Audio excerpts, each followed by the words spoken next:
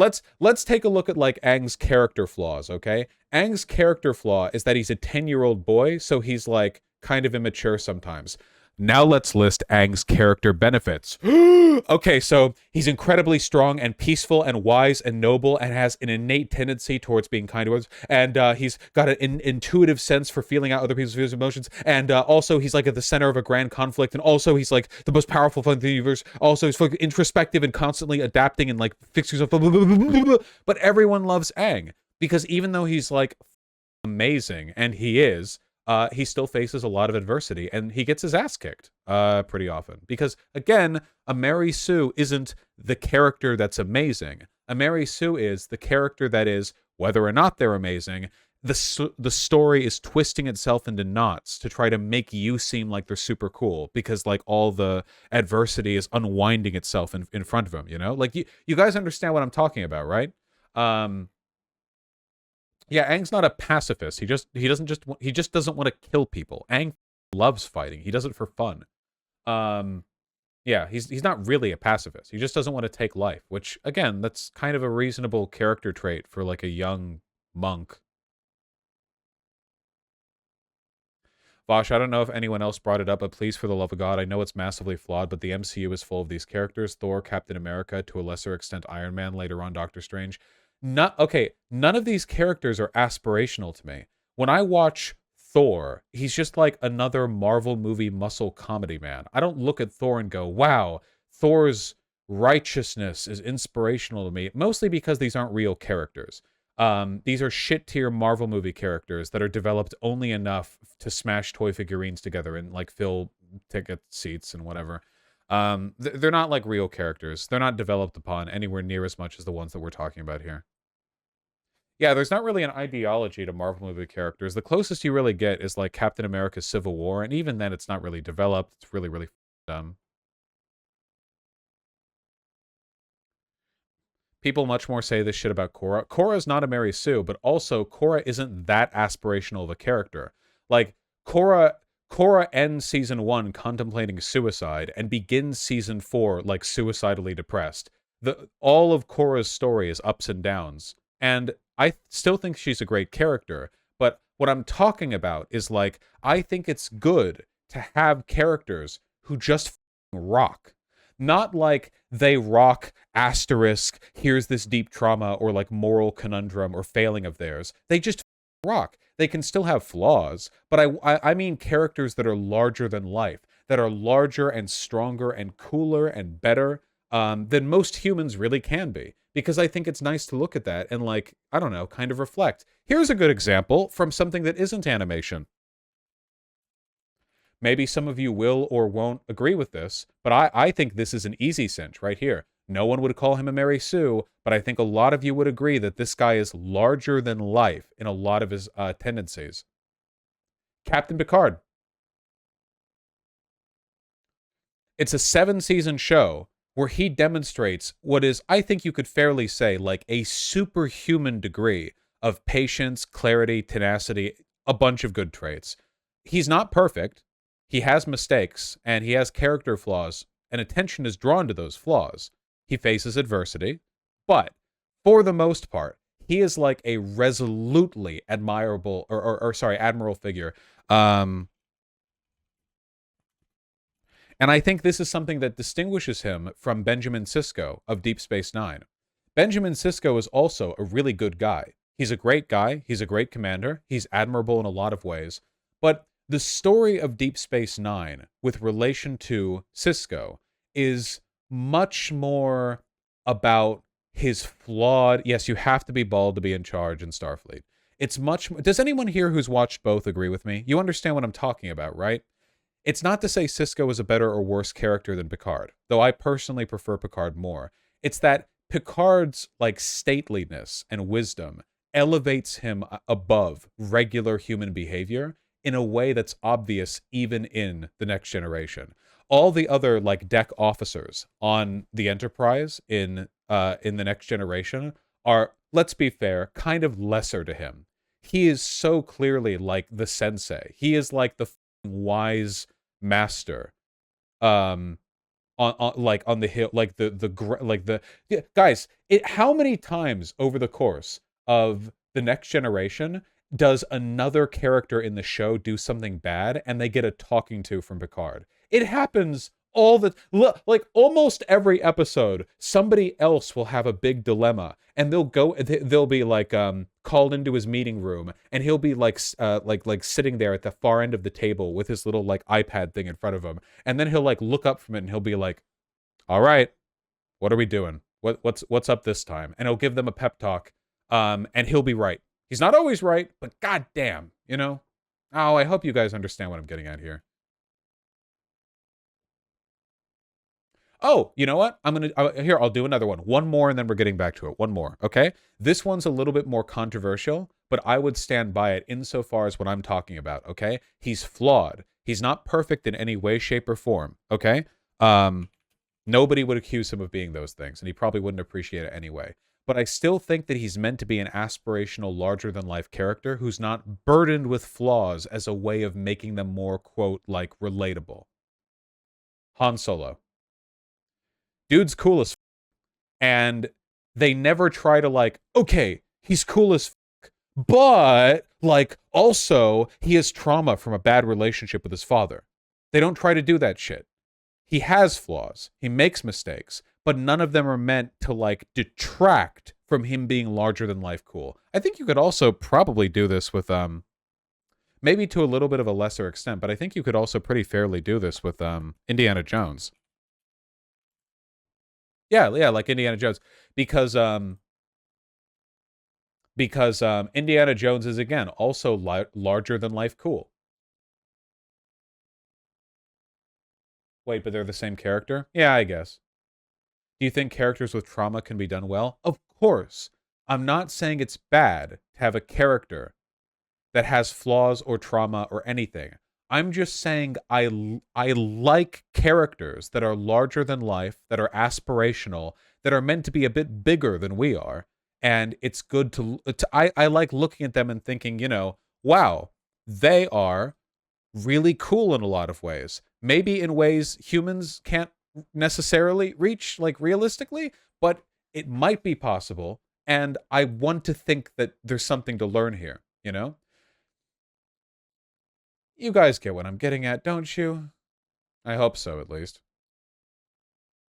What I'm hearing is you want characters with positive vibes you can look up to, but that's literally a matter of taste. No, no, no. You can look up to any characters, and not all characters with positive vibes meet what I'm talking about here. I am specifically talking about an unreasonably high level of competence, proficiency. They're strong, they're smart, they're wise, they're self-aware, they're charismatic, they're engaged, and the story doesn't see these things as alienating characteristics that it needs to compensate for by adding negativity or fault. They aren't trying to drag them down or bring them back down to earth, you know? That does not happen here. That does not happen here. I think a lot of people just find characters like that kind of intimidating. Any female version of these characters? Ooh, oh man, wait, I know for a fact that there are. I know for a fact that there are. Oh, yeah, I can think of at least one. Hold on. Not to remind people of any recent you know, any recent treason on my stream, but the whole so again, haven't played all 3 games. I've played more than half of one of them, and she's insanely badass the entire way through. She has flaws and problems, but I don't get the feeling that the narrative is trying to drag her down or detract from how cool and competent she is. She's incredibly dude, the last cutscene we saw was literally like her racing ahead of the journalist's car to dispatch with a bunch of demon angels, and then she flips the car and like stands outside of it, and that like all she's styling on everyone all the time, you know? What about Xena? I haven't seen any media, sorry, of Xena Warrior Princess. How can you tell the difference between a character with flaws and a character compensating with those flaws? Every good character will have some flaws because it's not really possible for a person to be flawless. For me, the difference is, are their flaws a detraction from their weight as a larger than life admirable character that you can look at as a kind of like a beacon of competence and exemplary such and such? So for example, Rick Sanchez is the smartest and probably most dangerous entity in the universe in the context of his show, but the viewer is constantly reminded of his flaws, not only in a way that serves the narrative or the plot or even a joke in any given scene, but also as a way of dragging him down. I don't think anybody here would really say that, like, Rick Sanchez is like, how do I put this? Well, nobody would really say he's admirable. It's more like, okay, I don't really like this manga. However, the only comparison that I can really think about here is this. Between Rick Sanchez and this guy. This is from the Dr. Stone anime. It's not bad. It's okay. It's probably good. I don't know. It's fine. Though the mangaka doesn't know how to draw women, so all women look kind of like mutant, doe-eyed titty monsters. It's kind of weird. It's actually very strange. It's actually very weird. The women are like in a different art style. Example, please. Okay, so this is a scene from the anime, and here's a woman. That's not a joke. That's actually...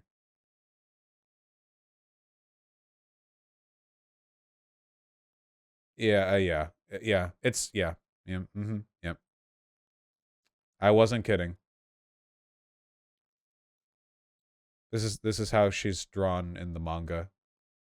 Kind of like a fish-eyed... Yeah. You can actually see it even in the splash pages. Literally, look at how the guys are drawn next to the girls. It's actually insane. Literally. Look, there are like a couple of visible guys on the front here, and they all look fine. And then there are two women here who both look like fish mutants. It's actually like kind of crazy. It's actually kind of wild. And it's almost endearing, to be honest. It's so bad that it crosses over into being kind of... This is less egregious, but you can see it here too. Like, the two guys here on the left look like normal anime guys, and then on the right, she's just... Oh, and in the manga, their titties are massive. I think they tone it down in the anime, which is probably for the best. Like, this is meant to be a caveman woman. Cave woman? I think this is actually meant to be like the main desirable female character. I don't know. It gets bad, man. It's wild out there. Oh my god. Wow. You just Google Dr. Stone woman manga and you... Whoa, boy. Good lord. Oh my god, what is happening there? That's crazy.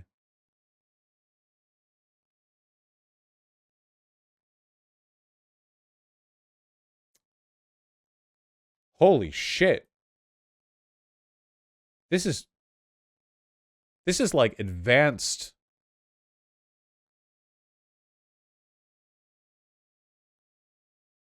Look at this. The effort has been put... Meanwhile, look at what the mangaka is capable of drawing when they want to. Look at this. That's a nice looking panel. This indicates a pretty high level of understanding of like lighting and inking and... Yeah. Uh, why did I bring this up? Oh, right. For any of you... For, for, for any of you who have seen both Rick and Morty, but also read or watched any of Dr. Stone, this guy is basically like a genius who got frozen in the Stone Age. It's complicated. Just that's what he is. Um, it's okay. And he is a Mary Sue. Um, basically every problem that he encounters, he's like, well, we can simply overcome this with borylene citrate. All we need to do is build this like 17th century level factory to produce it. Like it literally, like, they make gunpowder, they do this, they do that. It's all about like chemistry and how to make stuff. I think it's kind of cool, like premise wise. It's very larger than life. This guy has plenty of flaws, mostly that he's a um, but I don't think that he's like Rick Sanchez in that sense, because the flaws don't really make him any less of this bombastic, overly competent character. But Rick Sanchez is both bombastic and overly competent, but I still feel this way. I don't think that I'm wrong. I think that I'm failing to understand how to convey my feelings on this. There's something about the way Rick Sanchez is presented where his flaws are a detraction from the traits that I'm referring to, whereas in this case, they aren't. The flaws either complement or don't affect the things that make him a larger-than-life aspirational character. Maybe it's just the extent to which Rick is constantly up and is a horrible piece of shit all the time. I don't know. I don't know. Doesn't Puss in Boots count? Oh my god! My friend, you're right. This might actually be one of the reasons why I like Puss in Boots so much. Because Puss has flaws, obviously. Watch the movie. But he's... okay, like, I guess the way I would put it is, like, at the end of the movie, is he not basically, like, almost flawless, kind of? He's ultra competent all the time, with no exceptions. He's incredibly strong and competent. And over the course of the movie, his main flaw is his fear. That's still a real flaw. It's not saying it's not there. It's just like... does anyone understand what I'm trying to get at here? Is he not aspirational? I aspire. Dude, absolutely. I aspire to be Puss. Puss. Puss. I aspire to be Puss. Okay, sorry, this has gone on for a long time, but all of this circles back ultimately to how I feel about Superman the character. That's where all this kind of like originates from. It bothers me so much that if you look at, like, literally Google Superman right now, here's the first image you get of a rendition of Superman in the comics. What feelings do you get when you look at this? Apart from, like, muscle Superman guy, right? Handsome, whatever. Optimistic, hopeful, uplifting. I immediately get a feeling of, like, competence from him. You know what I mean? Like, there are problems, but he's here to help. He might not be perfect, but, like, he's like a douchebag? Douchebag? Okay. Maybe people are going to read into this more than I want them to. But, like, for me at least, he looks like a Boy Scout. He looks like an optimized, idealized version of what people strive to be, in the form of a muscular guy in underwear. And then look at the photos that come up from the movie adaptations. Oh, well, this looks a little bit more like grimdark. Why is the costume so dark? Why does it have that weird, like, film thing over it? Okay. And then you realize, wait a second, this is actually the least grimdark Superman live-action image that pops up. Oh. Okay. Well, he still looks like a muscular guy, but, like, I don't get any feelings of this guy being hopeful or even a good guy. Like, he... like, this could literally just be, he looks about as trustworthy as a Homelander does in any given frame. Like, here, he's on trial here, or something. I don't know. Okay, why does he look like that? What? Why do you look like this? What? Can't we have a story about hope? Again, I'm not trying to be sappy here. He can have flaws and there can be drama. But it speaks to me to incompetence on the writing team if they aren't confident they can create a compelling, dramatic narrative without Superman being some kind of Batman wannabe, like, edgelord reject. Look at the next up comic drawing of him. I hate how the face is drawn here, but you can still tell what emotions the artist was going for, right? Like, leaving aside your feelings on the way it's drawn. Like, okay, like, clearly we can see what mood is being brought about here. Here's another comic rendition. Wow. Again, he kind of looks like he's pinching one off, but, like, I see what's being done. I see what they're going for here, you know? Why do we have to... You, you guys get me, right?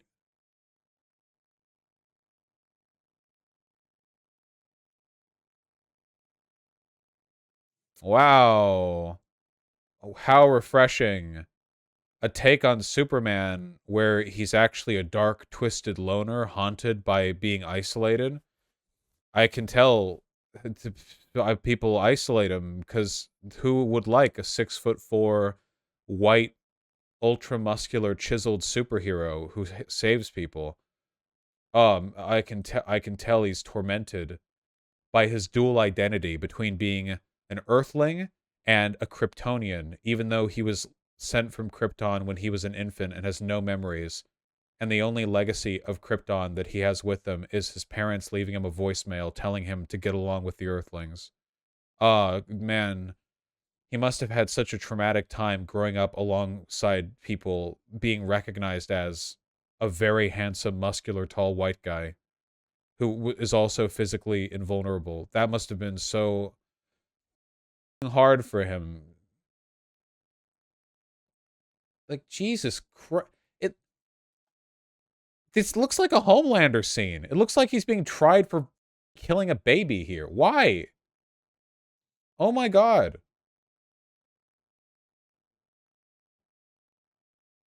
He's like on trial for war crimes here. Like, it doesn't have to be this way with movie adaptations, man. Even in Superman Returns, which I think came out in like 2005 or some shit? 2006. Okay. Even back in Superman Returns, which is, mind you, not a good movie, okay? But, like, look at how he looked. Maybe you think it's a bit outdated. And also, I think the S on his chest is kind of weirdly small. I get that. You know, I think we could do a bit more with the costume, but, like, he looks like Superman. You know? I would rather a little bit of corniness with this than whatever the is going on here. I would much rather, like, oh, haha, he's such a goofy Boy Scout, than I would whatever the is going on. He doesn't look that bad, honestly. A little bit of more ornamentation on the costume, or maybe a bit more muscle definition, and I feel like it would look a little bit less, I feel like it would look a little bit less goofy. Do you like Batman? Well, Batman's not meant to be seen as like a Boy Scout, so a lot of his renditions are fine. I liked the Batman, yeah.